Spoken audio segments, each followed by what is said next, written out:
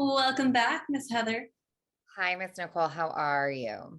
We're doing okay. We're Heather and I have been riding the struggle bus of technology this morning. We're going to give a big shout out to Retrograde for that one. Also to the idea that we should have done a new video platform during the heat of retrograde. So shout out to our brain cells and to the universe right now.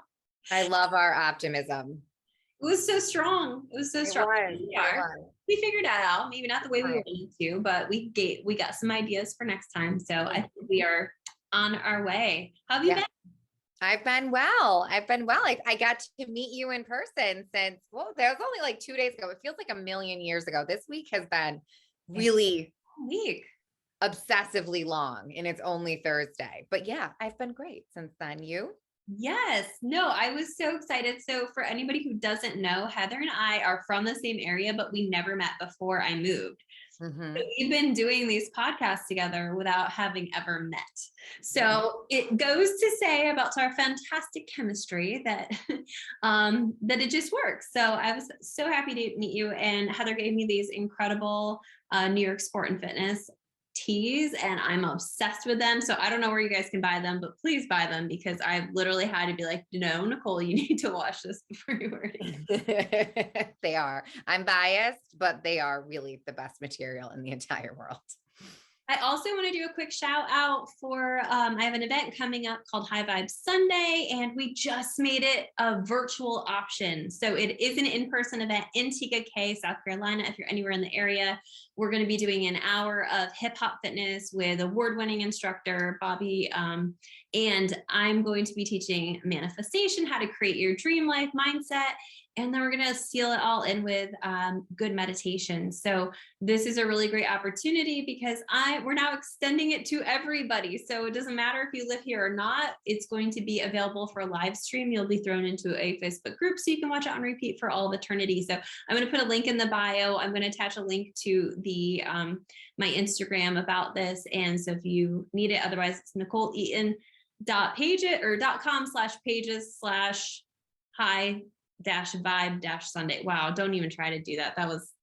Don't try to do that. Just They'll find it. They'll find it. Yeah, they'll find it from me. But I love that. I think whenever we link movement with manifestation, really amazing things happen because it does just put our bodies into this energetic, like, oh, I'm so excited for this event. I'm so excited for you guys. I'm so excited for everybody coming. I think it's going to be real magic.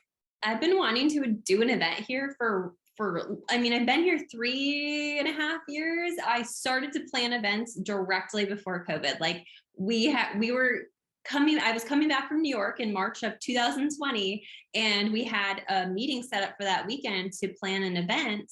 And then obviously everything got shut down. So like I was just starting to like get used to being here to put myself out there and stuff, and everything got shut down. So I am ecstatic to bring an in-person event here. It's a little scary if I'm being honest, Heather. Like it is hard to start over. And Yeah. it's hard to reset your energy and expectations and put yourself out there in a whole new community who has no idea who you are, or maybe some small idea of who you are. But just like to touch on your point, I walked into Bobby's class. She's the hip hop dancer, the fitness instructor. I walked into her class and I was like, this does pair well with manifestation. And I'll tell you why. Couple things, right? When you're moving your body, you're releasing energy. You're making space to manifest. Like you can manifest all day, but if you're like tapped out, burnt out, you're not going to be manifesting from the best place. And I always think of it as like a cup of water, right? So if we have your stress as water being poured into a cup, at some point it's going to overflow, which is why people are like, oh, I was just like broke down in tears today. Not because, I stubbed my toe, but because I had stuff piling up from the entire freaking month and I didn't give myself any release. When you do a workout, when you move your body, that creates space. It's like draining the cup and it gives you room for more. But it also gives you room for newness, for being creative, for manifesting. There's so many opportunities. And plus, like the way she does the hip hop fitness is that she just starts dancing and you have to catch on. And that sounds really intimidating. She'll just do a sequence of like a couple moves so you can kind of, when you get it, you jump in. But not knowing what you're doing is a really great way to develop more neuroplasticity in your brain so it can learn new things. It's good to be a beginner for your brain. It's like really good to be a beginner. So all of these things, I walked into her class and I'm like, I have to approach her about doing an event because this is great. I feel great. And connecting with new people. I feel like a beginner again, and I forget how good that feels. So there's a lot of options and opportunities with moving your body. And with this event specifically, like this event is very specifically designed to put you into your best high vibration. I love it. And all those reasons, I've never really thought about why I think it works so well, but it makes so much sense when you put it like that. It is just, I don't know. The two biggest things I've manifested in my life have happened on the arc. Like, and I'm not kidding you when I say that, because there is just, the energy about it is so different. And I think the female connection with something like dance has to be even more powerful because it is allowing us to embody everything that makes us as women so fucking magical, So to be able to tap into that in addition to the energetic release of movement, like, holy shit, what a powerful afternoon. Well, and like just thinking about, and I don't know how you feel, but like I've been doing like strength workouts for a long time. And so strength workouts are very like, you have to be in this form and it's a little bit more rigid and stiff. And just being able to like move my body or shake my hips or things that I'm maybe not typically or regularly doing, and it feels really awkward.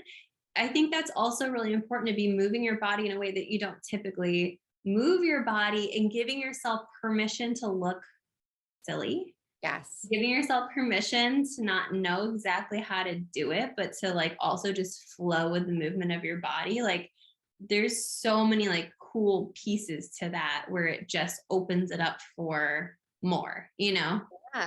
I've been reading a ton about ecstatic dance lately, and that's basically the points they make on it, and just allowing us to tap into those different parts of ourselves. I think that dancers intuitively tap into, like, those people know how to tap into their feminine. They know how to tap into their sexuality. They know how to tap into that stuff where I never did. I realize now because I was so scared to feel my body. Yeah. But another reason why I love movement in general is it forces us to pay attention to our bodies, and like bringing it back to manifestation. To me, anytime we move in the right headspace, right? When we're not moving, go back to our very first podcast episode, right? Like when we're not moving to be dicks to ourselves, but when we are moving because we are just in awe of the amazing mechanics that our body possesses, that we are such gifts, that we have the ability to move, and what a divine miracle that is. To me, that's even more like showing the universe, God, the creator, whatever you want to call that thing, like, look at me. I respect the magic, the miracle that is me. I'm going to take care of it. And so talk about making yourself magnetic. Like, if you really want to think about it, our bodies are the only possession we have. So when we're able to explore them, to honor them, like through fitness, through dance, I will build a house on a hill. That has to be one of the most powerful ways to bring in more of what we're asking for. Oh, easily. Well, and again, we're creating space and trying something new. And I know, you and I were talking a ton about like connecting with your bodies, but also like connecting with other people. And one of the things that like this event, I'm hoping, is my intention, right, is that there's so many people in this area that are transplants, like from someplace else. That's so different than where we're from, as most people are also from there. And so being in a place where most people, if you like, it's rare to find somebody who is actually from here. So there's a lot of people who've moved here who just, it's been hard to form new adult friendships. And I think that's something that nobody really talks about. And I think in like a smaller town, it is a little bit easier. I don't know if I'd say it's easier to form new connections in a small town, but I would say it's easier to like the person you worked with, the people you went to high school with, like the people you already know, rather than going into a place where you know absolutely nobody and you're trying to play the game of like, do I like these people? Do these people like me? Am I still a cool person to be like, it's such a good time when you're in a new space to like do the reflection of like, who am I? Who have I been in the past that I no longer want to be? What kind of people do I want in my life? And like, how do I open myself up to meet people? I think that's been a really challenging part of moving. Yeah. And especially, I feel like as we become more aligned and more aware of who we are, it makes us, and I don't want to say this in a bad way because I think it's a beautiful thing, but I think it makes us even more picky of how we share our energy because we don't want to lower our, you know what I mean? Not saying to like lower our vibes. I'm trying to say this, but it makes us really, I'm sure you feel the same way. At this point in my life, I want to cultivate friendships that are far more than surface level. I want to cultivate friendships with women who expand me, women who make me better, women who challenge me in a positive way. Not that you challenge me directly, but you also challenge me just because I see how creative you are. I see how much you're willing to do, how much you're willing to put yourself out there. And so it's a good reminder to me. Having a friend like you that I can look at is very inspirational and also, oh, she's doing this. This means this is available to me too. And I think as we, as certainly your listeners, that is something I'm sure that they are trying to call in more of authentic friendships that allow them to expand, not maybe the current connections that they have that not to say they aren't wonderful and amazing, but they're probably not as expansive as the friendships that we could potentially walk into at this stage in our lives. But like you said, it's scary because it's not like I'm going to walk up to somebody in a bar or in a restaurant and be like, hey, are you into energy? How do you feel about manifesting? But like in the space that you're creating, you're going to be around a group of like-minded women. So right there, it's like, you've already jumped in a pool that we want to be in, a pool of people who are thinking about the same ideas you're thinking about. And it's really exciting and it's on so many levels, but yeah, just on a personal level of building friendships that are expansive, which I think is so incredibly important for us as women. I think it's really important that even if you do have like a solid group of friends, that you're asking yourself, like, what repetitive kinds of conversations are we having? I think that there has been themes in my life of different friend groups, and like certain friends talk about this, so certain friends talk about that. If I meet with this friend, I know they're going to talk about their toxic relationship. If I meet with that friend, I know they're going to talk about their finances being sucky. Like, every connection you have is either expanding you or contracting you. And I think that getting into comfortable relationships and having comfortable relationships is a blessing. But also, you have to ask yourself, is this relationship keeping me small? Is it keeping me from believing more about the world, about myself, about my finances, about what I can or can't have? Like, is it amplifying a voice within myself that is helping me grow into who I'm meant to be or not? Yeah, for sure. And it's not to say anything about those people, but it's to say how the relationship is Yes. with those people. And I mean, you said it already. At the end of the day, we do what we're comfortable doing. And so for many of us, if we've built a relationship on our misery, on talking shit, on gossiping, on, spreading the latest who's done what, that's what we're going to continue to do. And you and I both know, as I'm sure your listeners both know, like if you're engaging in that type of conversation, you're fucking with your energy. And so, yeah, we have to be aware of like where we're keeping ourselves stuck because we're comfortable, but also too, like going at a different way. There was a lot in my life. I'm sure you had to have felt the same in your life where it's not even that a friendship is keeping you small, but you're worried about what will they think because you are doing something so different and so new that it's scary to you. I never wanted to come off as disingenuous or inauthentic. That is very important to me that I show up as my authentic self. But I also know that being your authentic self can change drastically. Like who I was 10 years ago is not who I am today. But it's really easy to keep yourself small because we tell ourselves stories like, oh, they're not going to accept this version of me. And maybe they won't, like maybe they will think it's bullshit. Maybe they will have no idea how to take you anymore. And like, that can suck too. Yeah.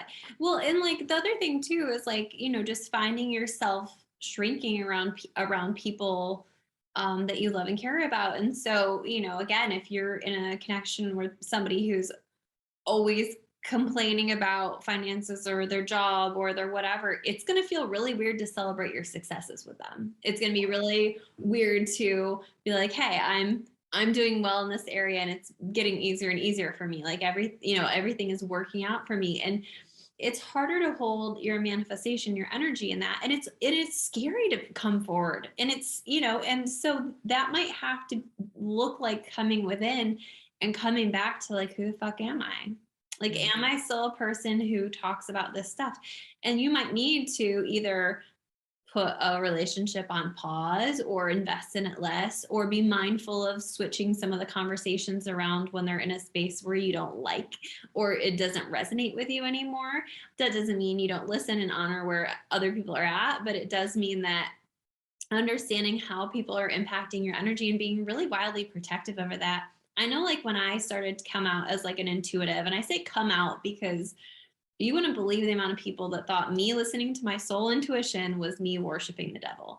I have no idea how that makes sense to people, but like, I'm like, I hear God clearly now. I hear God, and coming from somebody who's legit a former atheist, like, you would think they would want me to have a better connection and believe in God and believe in the universe and that kind of stuff. But like, I mean, I got hate mail. I had some of my really good friends who were like, it's not what you think it is. And I'm just sitting there like, I promise you it is, in the depth of my soul.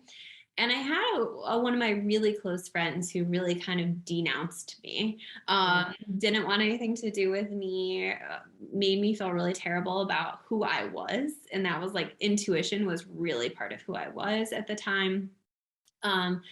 And just like really condemned me to hell for this. And I even think she even like mentioned that she couldn't hang out with me anymore because she was concerned I was going to hell.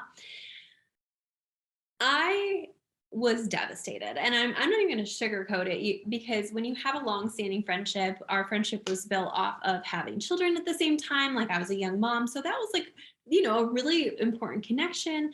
But honoring who you're becoming will always trump who you're letting down. And if you're letting somebody down because you're more you, they're not meant to be in your life in the first place. And I'll tell you what, a couple years passed. I was so solid in standing in my truth, in my intuition, in who I really inherently was. I grew so much in my spirituality and how it showed up for me and how I was able to share it.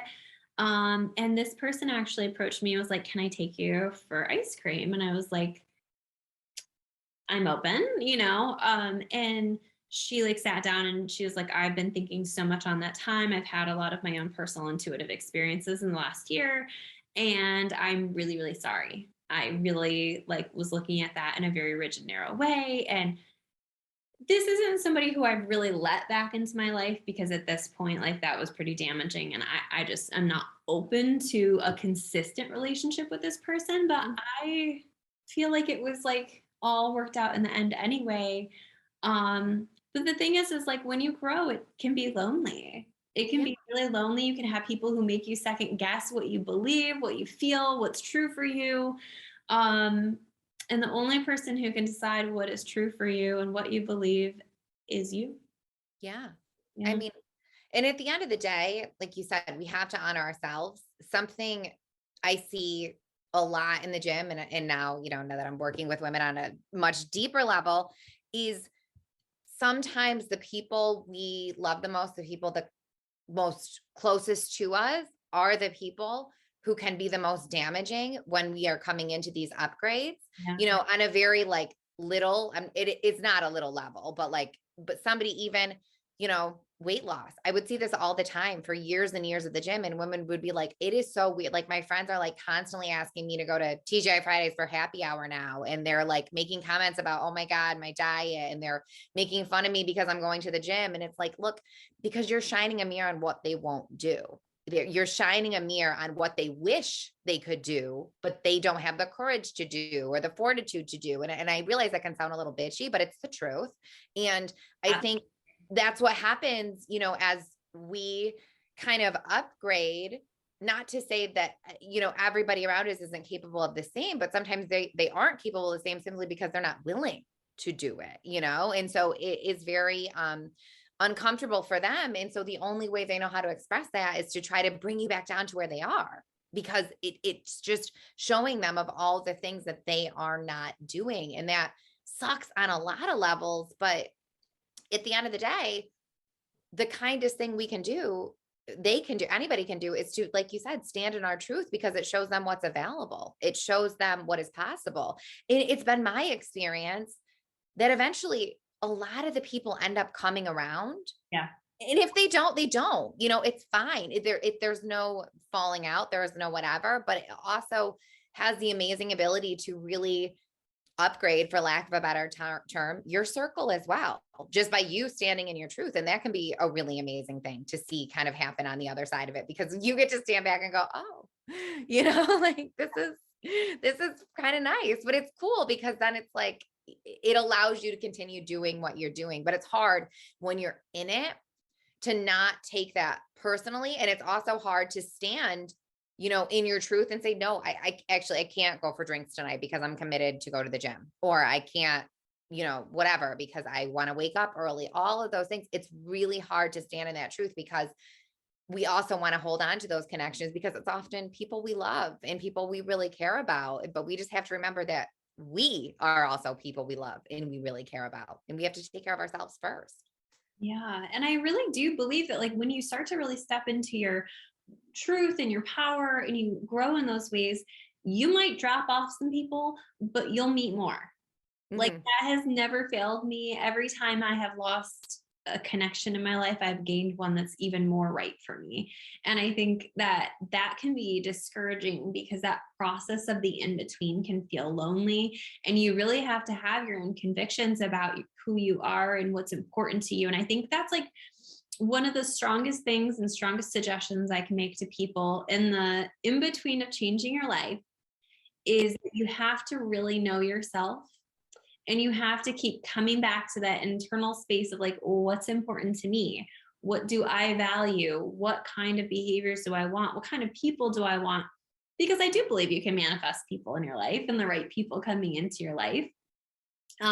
But I think you have to do that through not attaching to the disappointment or disapproval, or the people making fun of you, or the people condemning you, like whatever that case might be. You have to be able to separate and come back within and say, okay, this is who I am. This is who I'm stepping into. This is who I choose to be.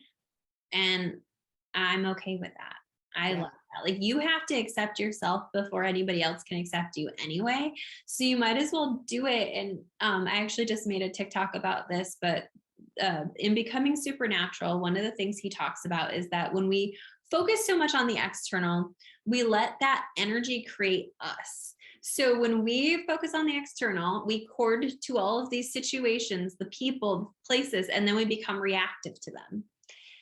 When we bring our attention back inward and we ask ourselves those questions of, what do I want? What do I want to create? What do I want it to look like? How do I want to feel? We create from the inside out. We create from a space of knowing who we are, and we project it out into our world for it to come to us, rather than being reactive and stuck. So I think part of this work of upgrading your friendships and upgrading yourself and giving yourself permission comes with really being intentional about coming back within, deciding what you want, deciding how that gets to look for you, and then letting it filter out into your world to manifest something that's a little bit better. Absolutely. I mean, we can't have authentic connection if we're not showing up as our authentic self. It absolutely has to be the groundwork there. Yeah. Yeah. I think it's like, I think it's tricky. One of the things that I was saying to you the other day is like, it's so interesting to me, because I feel like I'm a whole different person than I was 3 years ago. And it's really incredible to like look back at like the journey to get here. And I was visiting my hometown on Monday, like a couple days ago. I was visiting my hometown, and it was just like, as you're driving through an area that's really familiar to you, you're like, oh, here's where I did this, or here's where this person broke my heart, or here's this area. And I remember this like wild night out that we had. And so it's like walking down your history of what type of people you've been. And it's a really interesting experience. I was saying it's kind of like visiting a past life sometimes when I go to New York, because it's like I don't live there anymore. I'm not the same person I was anymore. But there's all these things to remind me of pieces of myself that I've like left along the way. Does it make sense? Yeah, absolutely. It makes sense. And I think locations, and again, people, family members, like it can bring us back into those old versions if we are not careful about, staying in our intention of who we really are. It can be easy to like, not easy to slip back into it, but yeah, it's wild to think of how quickly a transformation can happen, but also it's wild to me on the other side of it to think about how like little changes add up to just such huge monumental shifts in how we show up in the world. And I think sometimes, like what you said, having those memories or seeing those things, it allows you to like kind of look back on the process and just be like, oh my God, like who was that chick? Like, who was that chick? And what was she thinking sometimes? What was she? At least I have a lot of those, like, oh my God, what was I think? Who was she? I don't even know who that girl is anymore. It's wild to think about. Whoever wrote my like 2010 Facebook post, I want to have a word with her. Right. That chick was making no sense. Yeah. She was blasting her every move. So it's not just to say that like we have these bad parts of us that we've left behind, but I also was thinking like I sat down with Christy, and Christy and I were like looking at her space and stuff, and I was thinking about like just the wild fucking journey that Clarity was. Like Christy was my boss. For anybody who doesn't know that, Christy was my boss. I had an internship with my master's program through a traditional counseling program, and Christy was my boss, and she actually created a space in the not-for-profit for me. So she felt connected enough to me to like design a space, and people were so mad about it. Like they were so mad about like this new therapist coming in when there were people who had been there 10, 15 years for this new position. So we ended up like growing our intuition and then making this jump to clarity. And the one thing that I have been working to get back within myself this year is just this sense of like sureness, like certainty. I feel like the last few years have humbled the fuck out of me and everybody else. Like we've all thought things were going a certain way and they weren't, and we've had to deal with things we probably wouldn't have otherwise dealt with. And I have definitely lost that sense of I want it, I like it, I get it. Which I've always had. Like I've always had, like when I was a teenager, if I saw a cute guy who was like bartending or waiting on me, I would leave my number. Or if I remember one time I was like at a Walmart parking lot and I saw this guy on like a motorcycle, and I was like, I want to ride on a motorcycle right now. And I would just go ask for whatever the hell I wanted. And I had this conviction about me where I just had no fear, no like pause button on doing any of that. And the same went with clarity, is like, I woke up one morning, I was like, I'm going to quit my job and I'm going to do this full time. And there was I put in my 2 weeks notice, and there was no pause in action between me deciding that I was going to do that. And like, I didn't have the same level of like overthinking or freaking out that I've been having since COVID hit. So it was nice to like go back and be like, oh yeah, I was fucking fearless, and I created all of this because I was fearless. And so we can go back through our history, not only to honor how far we've come, but to look at pieces of us and ask where they went. Mm-hmm. And to ask how we get them back and what things we were doing at that time. And we can bring a lot of things back through visiting old places, visiting old pictures, visiting music will bring you back to a certain time and place. And so we can tap into our own energy of the past versions of ourselves to amplify our current version if there's anything we loved that we lost. Yeah. Oh, I love that reminder, because we can kind of lose our brazenness if we're not careful about it, and our fun. I think that's one of the things, I lost for a while. And, I see like in my practice a lot, we lose our desire to play. We lose our desire to just have fun. Everything has to be earned or tied to something. And so like, that is something I've been intentionally cultivating for myself, because we forget the importance of just doing something for no other reason than the fact that we enjoy it and that's available to us. And, like dance is the perfect example. Like, it is just fun. And when we put ourselves in that energy is when we can become more magnetic. Oh, absolutely. Like, I think playfulness is another, like I was just saying fearlessness. But playfulness is just such a big part of my personality. And again, life has gotten really serious over the last few years. So you can go back through, like, where was a time where I was happier? Where was a time where I had more fun or laughed more? And you can just say, what was I doing? Who was I with? What kind of things, activities were taking place? Like, oh, okay, so maybe that's like the last time was in college. Then you can ask yourself, okay, so when I'm learning or I'm putting myself in a situation to learn and I'm meeting new people, so maybe you join High Vibe Sunday and get to learn something new. Maybe you meet up with a coach like Heather. Maybe you join a class. I actually saw last night, I was watching this weird show on Netflix, but it was really, I did something about magic for humans or something like that. But he was at a international etiquette class, and it was talking about like different food etiquette through different countries. And I was like, that's super cool. Yeah. But there's so many different options out there to come back to the things that sparked you. Like, what's like the whole fucking point of life, in my opinion, is to be using our spark, to use our God spark, to amplify it, to grow it, to find joy, to find things that bring us excitement, to find the people who we're meant to connect with, and to be the most ultimate expression of that. And so when we're doing things that we find fun, when we're being playful, when we're having more fun, when we're tapping into all those pieces of ourselves, even the ones we feel like that we've lost, we've never lost them, we've just buried them a little, and just gonna find ways to dig them out. That is your way of, I don't know, that's your way of like honoring your spark and honoring your soul. And I think out of everything, that's like the most important thing that we can consistently and continuously do. Yeah. It makes it easier to be good to ourselves when we're honoring what brings us joy. Yeah. It makes everything in our lives happen easier. Absolutely. The other thing that I was thinking about this week, and I had a conversation with a client, but she was saying like, everything's going really well, but I'm bored. and so I also just want to like throw a quick shout out at the end of this, because boredom isn't bad.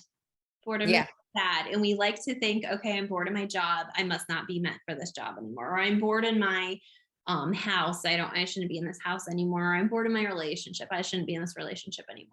And we like to make meaning out of boredom, but I like to use boredom as a chance to come back to your manifestations, to create, as like a signal of like, okay, so what more do you want? Like, what else can we do here? Like, what else would be nice? Wouldn't it be fun? And we get to play those games of adding that into your life and making it more fun.